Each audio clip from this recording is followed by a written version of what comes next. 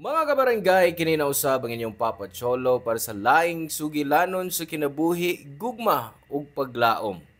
Kini ang Barangay Love Stories din ang matag storya usa ka kahayag sa atong mga kasing-kasing. Dali, maminaw ta.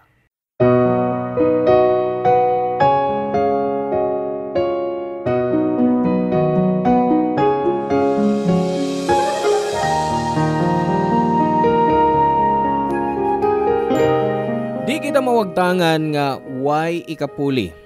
Ang tanan nga nahitabo sa kinabuhi sa tao adunay hinungdan.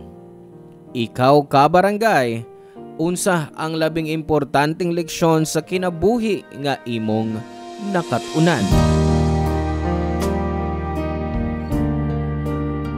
Hello mga suki namong kapuso o kabarangay, laing panag-uba na usab nato diin laing sugilanon sa gugma mo'y atong hatagan sa pagtagad karon. Pinadaki ni Nix nga giuluhan taog times 2.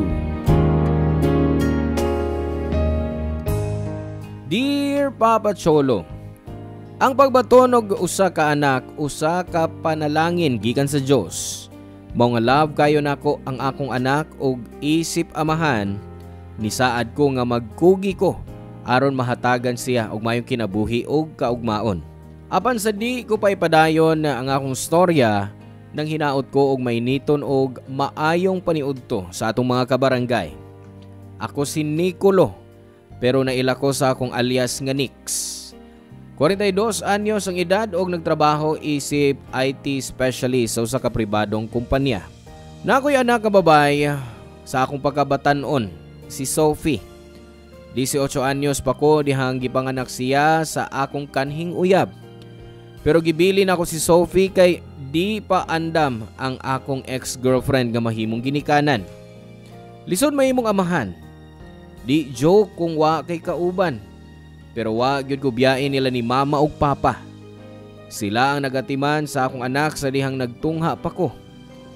Ug bisan sa pag-abot nako sa edad nga 28 anyos, wa na gyud ko maghuna-huna nga magpakasal na kay naka-focus nako sa pagtrabaho ug pagtigom og kwarta para sa pang-college sa akong anak. Si Sophie adunay lupus, Papa Cholo. Diin ang imong immune system moatake sa himsog nga mga cells ug mga tissues sa imong lawas. Wa pay tambal sa lupus. Ang pwede ra nga tambal mao ang pagpaminos sa immune response sa lawas para di mo grabe og matrigger ang sakit. Papa Cholo, ang iyang sakit di matag-an.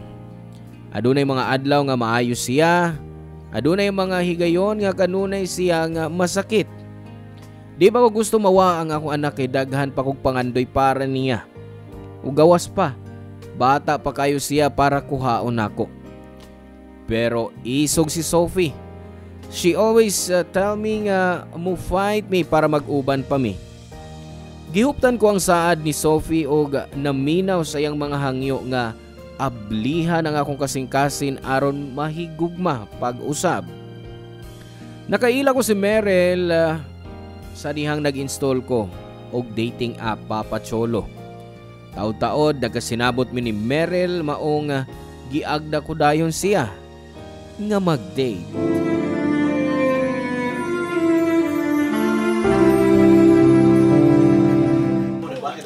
Kay bao ka, Meryl?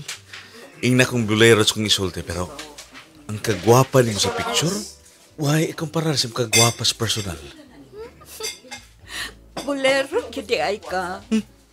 Bulero na yung tawag sa musultis ni noon. Ay, ambot lang yun ni mo next.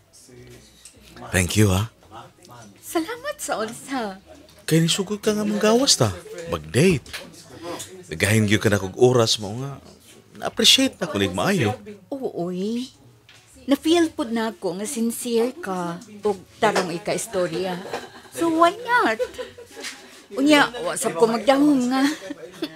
Nagpa-reserve na di ay ka din sa restaurant. Nangandam yun ko sa atong date. Unya, deserve ba ni mo nga tratahon og sama ini? Karabang tarungon og atiman. Naks ha? Dagdag points to ha? Excuse me, ma'am, sir. Yan ang inyong order. Carbonara, pizza, o mango shake. Wow! Kamanga lami! Napa ba mo need, ma'am, sir? Or additional?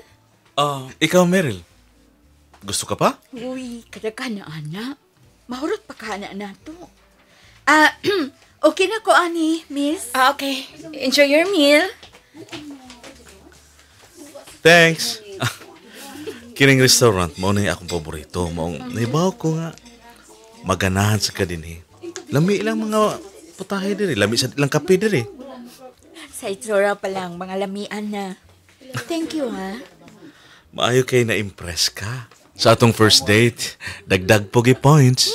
Ikaw, ha? Nanganad na ka. Pero in fairness ni mo, lingaw kay ka-istorya. Nagto ba ako nga seryoso ka nga pagkatao, pero lahi man dahil sa personal. Wapo na. Nga, gaan pa yun ikauban. Wow! Thank you ha, gidayag ko nimo. Uy, gidayag ti ka. Pero panagsaramang ko makakitag lalaking parehas nimo. Base sa akong mga experiences sa pagpakig-date, usahay, di na masundan kayo. Di naman ko makikita. Lahi-lahi mo sa Ginoo ng tao. Basin, di lang yun sila para nimo. Basin. Ikaw, sa imong tanaw, swakta? Pwede. Sige, kaingon ko na nga comforting ka istorya. Malipayon o gaan ang akong gibati nimo. Unya, maminaw sad ka kung musulti kong mag-istorya ko. Naagid na ko pirmi ba imong atensyon? As much as possible, gusto na akong masabtan ng imong gisulti para mas mailanti ka. Mao nga, mas nalingaw ko nga makig-istorya nimo. Ako nalingaw sa kus papakisulti nimo. Og sigurado ko nga kung mailhan ka sa akong anak, malipay sab siya nga ikauban ka. Uy, mao ba? Nana kay anak? Oo, ang iya nga mo si Sophie. Anak sa akong pagkabatanon. Pila na edad? 10 years old. Niya yung picture B? Uy, Gwapa nga pagkabata, Nix. Liwat ni mo. love kay na ko si Sophie. Ug kung makagiyon unta ta, nga malaw mga tong panaghigalaay, karon pa lang. Gusto ko nga magmatinud-ano nimo nga na ako'y anak. Na-appreciate na ako ang imong pagkamatinod-ano, Nix. Pero yun na, hain man day ang mama ni Sophie. Ang tinuod, wa ko makaibaw. Why nakaibaw? Kaya man mataw si Sophie, gibilin siya sa kong ex-girlfriend. Sukad niya to, nisaad ko sa kong anak nga ako siyang atimanon, nga din ako siya biyaan sama siyang inahan. Buotan nga bata si Sophie. Gawas pa niya na, bright o masinabuton. Bisag amahan ko niya, dagan kay sa gitudlo nako. Dalipay ko kay nakat-un ko bisag mas bata pa siya nako. Matud pa sa kong mama, maayo ko nagihapon nga maminaw ta bisag sa manghod nato ang nagtudlo. Kay may mga butang silang nahibawan nga pwede na makatunan gi kanila. Mao nga nalipay ko nga nakadungog nga open ang inyong communication ug sa imong anak. Mas misamot akong pagdahig nimo, Nix. Kay close kaayo mo si Sophie. Tagsaon naman na ba? Ang amahan nga suod sa ilang mga anak. Kay dili pa ang mga amahan kanunay man busy sa pagtrabaho. Ug tungod ini daghang ginikanan nga layo sa ilang mga anak. Kutob sa kumahimo, ibalansin ako ang pagtrabaho ug oras uban ni Sophie. Nagkugi ko para mahatagan siyang maayong kaugmaon. Pero gusto gyapon ako nga magdako si Sophie nga naay amahan nga kadaganan ug maistorya kung doon na siya problema. Meryl, kung naay chance, gusto ka bang makailan ni Sophie? Ay, pa ba nag-ipangutana? Siyempre, no? Gusto kay ko. Excited ko nga makikita niya. Kay una na kong nailhan ang responsable o buutan niyang amahan. Nagasuod si Meryl ug ang akong anak Papa Cholo, and after 1 year, nagpropose ko niya ug kami niyoon ug gikasal sabmi. Sud sa 8 ka tuig halos perpekto na ang among pamilya ni Meryl ug Sophie Papa Cholo. Makaingon ko nga wa na ko'y mapangayo pa. But things are not always good, happy and harmonious sa among family. Kay naa na pud may mga trials nga among naagian sama sa nadiskubre namo nga di may magkaanak kay naay problema si Meryl sa ovary. Naguol kayo mi sa akong asawa ni atong mga panahuna. Mao po ni ang rason nga nung nagdistansya ko sa akong asawa ug nagka-busy sa trabaho. Nagadagan ang di na mo pagsinabtanay ni Meryl og paglabay sa mga adlaw, nawad-an ko gana nga mutapad niya sa higdaanan. Oh, hanggaw ko Papa Cholo kay wa ko maghuna-huna sa iyang gibati. Mao nga nakahimo kog kabuang nga muguba ang among malipayong pamilya. Usang adlaw ni kuyog ko sa akong tropa nga mag-inom sa bar. Nalipay ko ni atong mga panahuna og nahimo kong impulsive. Nakoy mga babae nga gika-table og wa magdugay. Giimbitar na ako siya sa usa ka motel. Nay nahitabo namo nga gimahayan ko pag-ayo human mahibaw ini ni Meryl. Ug wa na gyud ko niya mapasaylo. Kay non-negotiable ni para niya ang cheating. Nakigbuwag siya og mipahawa sa among bahay og paglabay sa mga semana, giprocess na niya ang among annulment.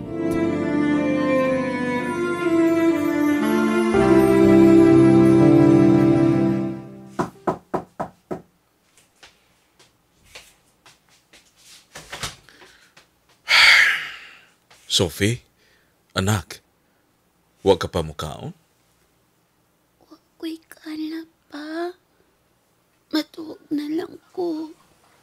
Pero wa ka pa'y kaon sukod ganina. Naibaw ka nga bawal ka magutman, di ba? Wa man ko nagpagutom. Nikaon man ko. Pero kamay ra. Nakaibaw ko. Naglagot ka pa tungod sa naitabo namo sa imong mama. Sorry na ka. Weak si Papa. Nganong nabuhat man to nimo pa. Wasap ko mahibaw. Basin na buang yun ko kay ipasagdan ako nga maguba ang atong pamilya. Nasuko ko nimo. Kay gipasakitan nimo si mama. Wa nimo respetahi ang iyang pagkababayo pagkaasawa. Diba? Misaad ka sa simbahan. Sa iyong pagpagkasal. Nga respetuhon nimo siya. Nga imo siyang higugmaon sa tibuok mong kasing-kasing. Ug magmatinudaanon ka niya. Ug sa inyong kamenyuol. Pero unsa may nahitabo?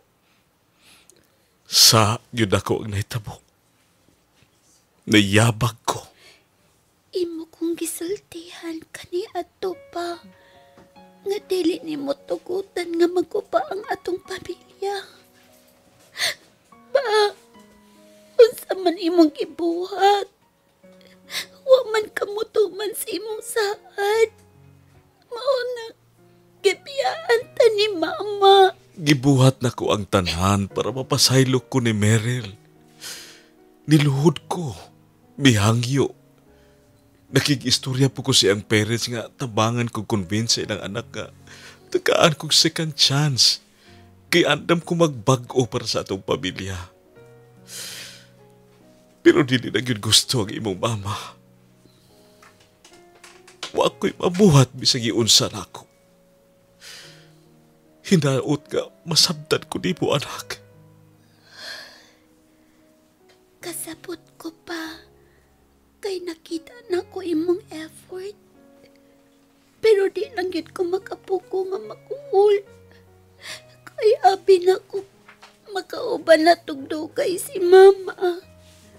Nga kumpleto og malipay ng atong pamilya hangtod sa hangtod. Pero mauhinun niya nahitabo. Mauwaw na ko nimo, anak. Sorry po sa nahitabo. Kung mabalik pala na ako ang past, di ko mabuhat og binuang. Di na ko gubo ng atong pamilya. I love you and your mom very much. I hope mo tuo ka nga dili ko na utang tao. Dili perpekto ang imong amahan, pero wa ko'y tuyo nga pasakitan ka. Ug maupo ni rason nga nung nitry kong pagpakig-istorya nimo. Love, gihapon ti ka pa. Kay ikaw man ang akong papa. Pero sakit gihapon pa rin ako ang nahitabo. Nakasabot kong dili pa ko nimo mapasaylo. Ug andam kong mabag-o para lang nga ma-prove nimo nga nagbasoy ko sa nahitabo sa atong pamilya. Sa pagkakaroon, ikaw ra ang naanak ko, Sophie. Di ko kaagwantang mawa kasabda ko. Dili man ti kapiyaan. Huwag ko'y mahimo kay naglakot pa ko. Huwag ko mahipawkon ka na sa mawa kong kalakot nibo. Pero di ko mabuhat og butang nga makaguba sa atong relasyon. Isip amahan ka na. Salamat, anak, sa imong pagsabot. Bisag bata ka pa, dali ra nimo nasabtan ang atong sitwasyon. Mausab ni ang butang nga nakadahig kay ko nimo. Gingnan ko ni mama. Nadili ko angay masuko nimo. Kay nahimo kang maing amahan ako. Responsable nga pagkaamahan. Kay sukat sa kong pagkabata. Wa ko nimo piyai. Wa man ko'y amahan nga perpekto pa. Oo. Maningkamot ko nga mahimong maayong tao. Gusto si Beryl. Nga dili ko maayong bana niya. Kay kipasakitan ko siya. I admit that. Pero dili ko na utang tao. I hope, anak, muabot ang adlaw nga pasaylood ko nimo.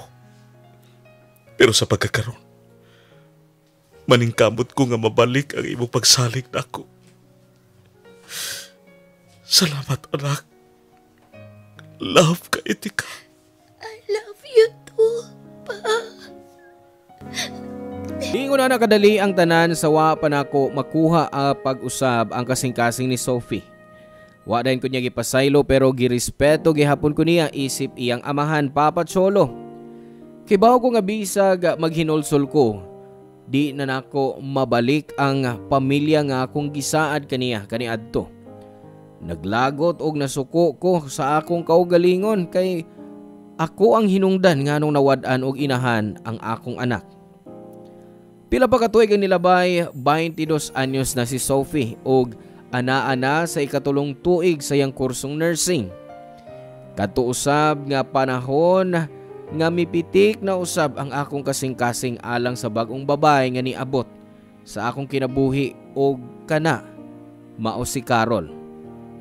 Chef og restaurant owner si Carol pero nagkita mi sa kasal sa among common friend Papa Cholo.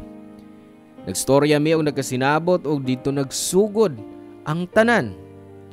Nasayod sab si Carol bahin sa annulment namo ni Meryl. Nalipay ko nga naay tao nga nidawat nako pag-usab og magmahal nako labi na sa pagsugid nako sa akong nagkalawom nga pagbati ngadto niya. Wa magdugay nga nagpakasal kami ni Carol. Gimahal pag-ayo ni Carol si Sophie. Unta tagaan kong second chance sa kapalaran para magmalipayon og makabaton og tibuok pamilya. Nalipay pud si Sophie kay naa na siya'y tawgon og mama og nadoble ang kalipay sa among pamilya pagkahibaw namo nga mabdos na si Carol. Nalipay kayo si Sophie kay mahimo na siyang ate. Pero wa magdugay ang kalipay sa among pamilya kay mas nagkasakit ug maayo si Sophie. Ay, grabe. Nakahigda na gyud taon. Murag kapoy kayo ka, ha? Oo, daghan kayong trabaho sa opisina. Nakabantay ko. Usahay daton pa nimo ang imong ubang trabaho din sa bahay. Sorry kay darling ha, bahay na ng butang ha. Pero, wa ko rin ang trabaho sa bahay. Bang magkabanding ko ni mo og ni Sophie. Gimingaw ko sa kong asawag anak. Feeling na ko, dako na kay kog-utang ninyo. So, asa man imong gusto mga ugma? Basi, dinhin na lang ta sa bahay kay lain ang pamati ni Sophie. Oh, ha? Pero okay na siya. Natug siya sa iyang kwartong. Ay, salamat yung taong kay naaka para ati manon siya. Bisag dili ni mo tinuod nga anak, pero gitratar mo si Sophie, nga murag gikan gyud nimo. Di na kinalang mahimong anak ko yun si Sophie para ikugmaon ako siya. Kay para nako, anak nako siya, darling. Mao nga dili nako malikayan nga mabalaka sa iyang kahimtang. Labi na nining nangaging mga adlaw. Unsa may maayo og dadon lang ka nato sa doktor ugma. O sige, kay nabalakad yun ko sa imong anak. Sa bata pa siya, hangtod karon. Wa gyud mawagtang akong kabalaka kang Sophie tungod sa iyang sakit. Nahibaw ko ni anak. Nakita po na akong imong dedication as a father niya. Mao, proud kay ko nimo, Dar. Ug karon nga, doon na natay usa nga dugang sa atong pamilya. Maningkamot ko nga mamahimong maayong inahan. Excited na kay kong makakita sa tong baby, Darl. First time pa lang di ka nga nakaila ug nagkadukay ang ato relasyon. Mas napamatud-an ako nga, swerte ko. Kay nahimot ikang bana. Matagabi pirmi kong magpasalamat sa Ginoo. Kay miabot mo si Sophie sa akong kinabuhi next. Ako ang swerte. Kay gihatag ka sa Ginoo namo. Human ako nabuhat ang dakong sa akong kaminyoon uban ni Meryl. Pero gihatagan gyapon ko sa Ginoo og higayon nga makabaton og malipayong pamilya. Salamat sa wa nimo pag-judge nako. Salamat sa imong pagdawat nako. Pagpakasal nako ug pagsalig nako. Next, si Sophie ang pruweba nga dili ka pabaya nga pagkaamahan.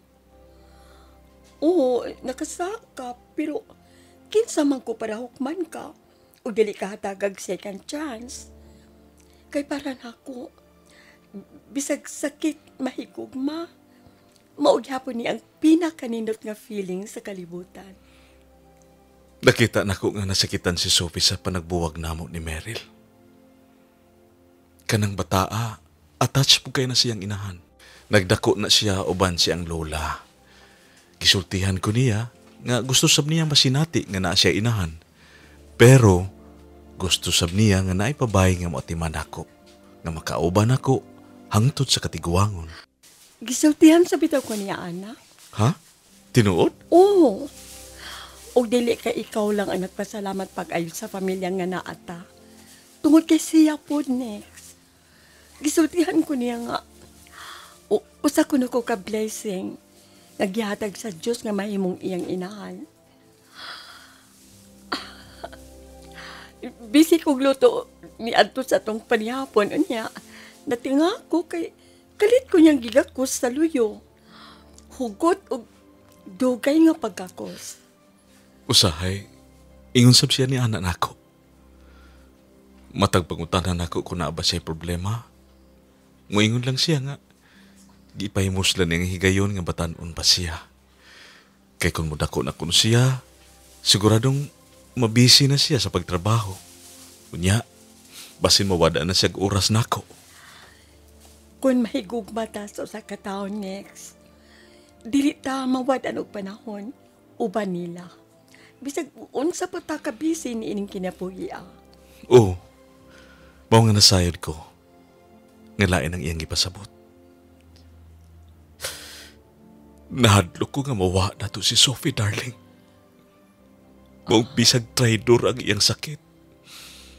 Bisag kahibaw ko nga mawa na tambal ni ini. Nag-ampog yapon ko sa Dios nga ayuhon lang ang akong anak. Dili ka ikaw rin nagampo sa Diyos. Kauban ko nimo, Nex. Kuyog ko nimo. Gimahal sab na ako ang imong anak. Nga anak ko usab. Nahibaw ko makadaghan ako nagpasalamat nimo. Pero salamat kayo. Kung wa ka pa, ambot. Nayabag na siguro ko.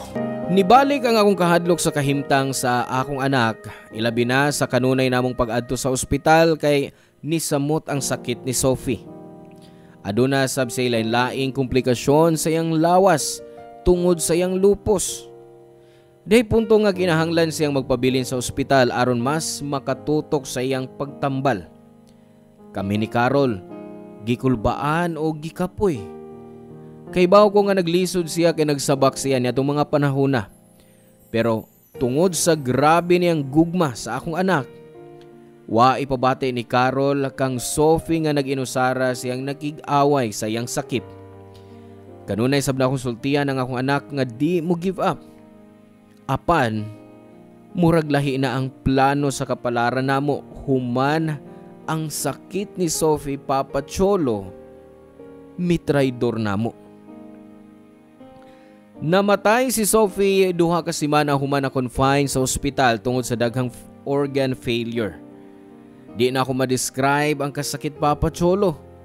Love kay na ako si Sophie. Siya ang akong kinabuhi. Bisag kay bawo ko nga posibleng kuhaon siya nako. Wa gyapon ako gianda mga akong kaugalingon in case papahuwayo na siya ni Lord.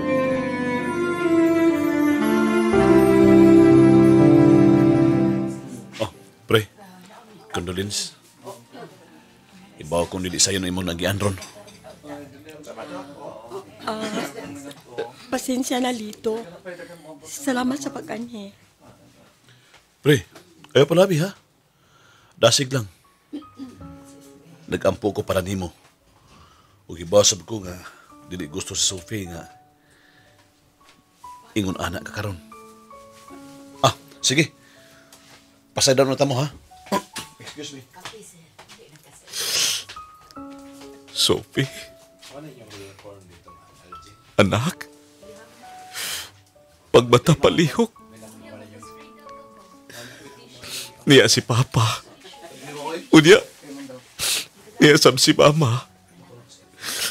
Ug niya sab ang imong Mama Meryl. Niabot siya kay gimingaw siya nimo. Taon-taon na mong wa nagka-istorya, di ba? Pagbata, anak. Daghan patang buhaton, di ba? Anto pa to sa lugar nga imong gipangandoy nga antuon ka o man ang imong baby brother, di ba? Sige na. Magpapalit kong ticket sa aeroplano, ha? Basta pagbata lang, anak. Kinigaw na kayo ko ni mo. Next, manglingkod o na ta. Pero saon man si Sophie? Basig pagitaon ko niya. What if magabati siya nga wa ko siyang kiliran? Pagitaon ko sa akong anak, Carol. Di ko gusto nga pubiya siya iyang kiliran. Lingkod o na kay basig mawadaan ka kusog. Tuod nga si Meryl. Nagkuwat niyo. Sige. Manglingkod ta. Next. Ako mga pasubok. Salamat sa pag-anik, Meryl. Ang katapusang istorya nga gisulti ni Sophie nako, mao nga naa ka sa Canada. Oo. Maong pagkadungog na ako sa balita. Nagpa-book dahil kong flight pauli din sa Pilipinas. Ako inisulti ni Meryl sa naitabo next. Kay baw kong love kaayo niya si Sophie. Gitudluan ko ni Sophie. Unsaon pagkahimong inahan. Maong sakit sa kaayo para nako. Ngawa na siya. Kung kaibaw ka lang, usa ka sakit sa akong kasing-kasing tungod sa nahitabo. Bisag kaibaw ko nga, basin ko haon na siya nako tungod sa iyang sakit. Huwag yapon ko kapangandam sa iyang pagbiya. Way usa na to ang nakapangandam, Nix. Kalit lang yun. Mula bago pa nga malipayon si Sophie nga nagbalita sa nahitabo sa ilang eskwelahan. Unya, mauna ni ang sunod kahitabo. Nagtuo ko nga kung asa maron si Sophie. Malipayon siya. Kaibaw kung wala siya sakit ng kibati. Pero ganong karon pa man sa gikuha, kundi nga nagkadako ng atong pamilya. Tagal pa kay kong pangandoy sa akong anak. Ganong nawa pa na yun. Wa ba ginungog sa Diyos ang ako mga pag-ampo matagabi eh? Gapatasan pa ang kinabuhi ni Sophie. Gidungog sa Diyos ang imong mga pag-ampo, Nix. Sigurado ko ni Ana. Sakto si Meryl, Nix. Kung makita ka karon ni Sophie, sigurado dili siya gustong mag-uol ka. Wa ko kay bao usaon pag-move on karon kawa na si Sophie. Nahibaw mo nga siya akong inspirasyon sa tanang mga butang. Nasayot mi, Nix. Maunang, gidahay ka na mo pag-ayo. Nalipay ka ha? Si Sophie nga nahimo ko niyang amahan. Proud ka siya na ako. Oh, Nix. Proud kayo si Sophie ni mo. So, dang gipangutan na ako siya kung kinsa ang tao nga iyang gidayag pag-ayo. Miingon siya nga ikaw, Nix. Lison niya pong dawaton pero bituo ko sa imong gisulti. Siguro, dinira ko ito ang kinabuhi sa akong anak. Mingahon ko kay Sophie.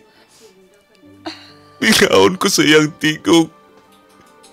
Sa iyang katawa o sa iyang mga gakos. Mingaon po ko niya. Labi na sa mga istorya. I know, excited siya nga makita ang niyang baby brother. Siguraduhon ako nga, di yun siya makalimtan sa iyang manghod, Nix. Ako sa mingahon sa ko ni Sophie. Dagan siya gitudlo na ako. Ug nalipay kaayo ko nga nahimo siyang party sa akong kinabuhi. Sayang lang. Sayo kayo siyang ikuha. Pero I hope nga bisag asa man siya, magpabilin siyang magkaid nato. Nakasiguro ko, anak, kay buutan nga bata si Sophie. Maayon ni mo siyang pagkaatiman, Nix. Salamat, Dar. Magpasalamat sab ko ni mo, Meryl. Kinahimo kang party sa kinabuhi ni Sophie. Salamat sa imong gugma niya. Gikan ka ni ato ug hagtod karon. Para na ako, anak ko na usab si Sophie. Mausap na ang kanunay na akong gisulti. Kay bawo ko, nga swerte si Sophie. Kay bisag gibiyaan siya sa iyang tinuod nga inahan. Naa siya'y mapinanggaon nga inahan sa pagkatao ninyong duha. Og dako kadto nga butang para nako. Kay nakita nako siya nga malipayon. Dili ko kapuyon sa pagpasalamat sa inyong pag-abot sa kinabuhi sa akong anak. Salamat, Carol. Salamat, Meryl. Salamat kaayo.